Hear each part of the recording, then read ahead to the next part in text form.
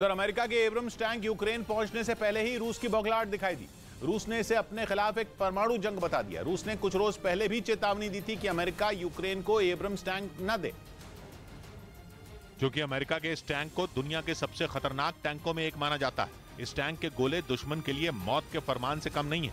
America Abrams tank में ऐसे गोले का इस्तेमाल करता है जिसे छोटा परमाणु बम कहा जाए तो गलत नहीं होगा।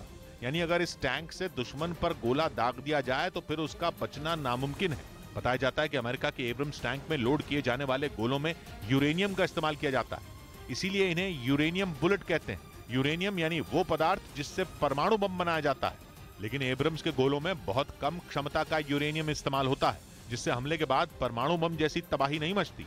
लेकिन वो हमले के आसपास एक बड़ी जगह पर रेडिएशन जरूर फैला देता है और इससे होने वाली तबाही भी कम नहीं होती। इसी वजह से अमेरिका के इस टैंक से रूस भी खौफ खा रहा है, क्योंकि उसे भी मालूम है कि एब्रम्स से निकले गोले उसकी सेना का क्या हाल कर सकते हैं। कहा तो यहां तक जा रहा है कि रूस को जंग की पूरी बाजी ही पलट जाने का खतरा दिखाई पड़ रहा है, क्योंकि अमेरिका एक दो नहीं बल्कि कुल 31 एब्रम्स टैंक की बड़ी खेप यूक्रेन भेजने वाला है, जो ज़ेलेंस्की की सेना की ताकत कई गुना बढ़ा देंगे और एब्रम्स से निकले गोले रूसी सैनिकों की सांसें रोक देंगे। हालांकि खबर यह भी है कि अमेरिका जो एब्रम्स टैंक यूक्रेन भेज रहा है उनमें यूरेनियम वाले गोलों का इस्तेमाल नहीं किया जाएगा। कहा जा रहा है कि अमेरिका नहीं चाहता है कि जंग में यूरेनियम का इस्तेमाल हो, फिर चाहे वो बेहद कम क्षमता वाला ही क्यों ना हो, क्योंकि ऐसा करते ही पुतिन को भी परमाणु बम दागने का बहाना मिल जाएगा। इधर दिल्ली के ओखला में 12वीं के एक छात्र की चाकू मारकर हत्या कर दी गई। पुलिस के मुताबिक छात्रों के 2 गुटों में झगड़ा हुआ था, जिसमें उस 18 साल के लड़के पर चाकू से हमला कर उसे घायल कर दिया गया। बाद में उसे अस्पताल में भर्ती कराया गया, जहां इलाज के दौरान उसकी मौत हो गई। पुलिस ने इस मामले में केस दर्ज कर लिया और आरोपियों की तलाश में जुट गई। उधर बिहार के दानापुर में एक मालगाड़ी के कई डिब्बे पटरी से उतर गए, जिसकी वजह से वहां के रेलवे ट्रैक को बंद कर दिया गया, जिसका असर उस ओर जाने वाली गाड़ियों पर पड़ा। हालांकि गनीमत यह रही कि किसी को कोई नुकसान नहीं पहुंचा और एक बड़ा हादसा टल गया। घटना की जानकारी मिलने के बाद रेलवे के कई अधिकारी वहां पहुंच गए, जिसके बाद मालगाड़ी के डिब्बों को ट्रैक पर दोबारा लाया गया।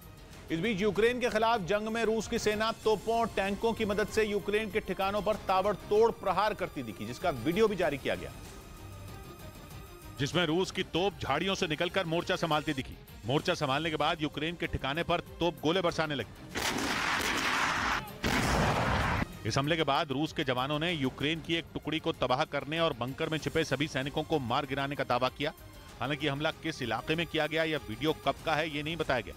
इधर राजस्थान के राजसमंद में ओले गिरने से फसलों को भारी नुकसान पहुंचा। वहां बीते 2 दिन से हो रही बारिश से लोगों की मुश्किलें बढ़ गईं, क्योंकि मूसलाधार बारिश के साथ ओले गिरने से फसलें बर्बाद हो गईं। 2 दिन लगातार बारिश होने की वजह से पूरा फसल नष्ट हो चुकी है। फसल पूरी तरह से बर्बाद होने के बाद लोगों ने सरकार से मदद की गुहार लगाई। मैंने नहीं देखा इस तरह का चीट, इस तरह का क्रिमिनल माइंड पूरे जेल स्टाफ को ब्राइब कर देगा। मैं सोच भी नहीं सकता था। गवर्नमेंट फंक्शनरी को इम्पर्सनेट करता था, आवाजें बदलता था।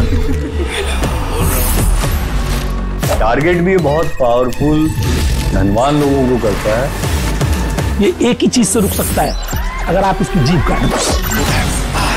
न्यूज चैनलों के इतिहास में पहली बार न्यूज 18 इंडिया की web series FIR number 208 streaming 3 February 9 PM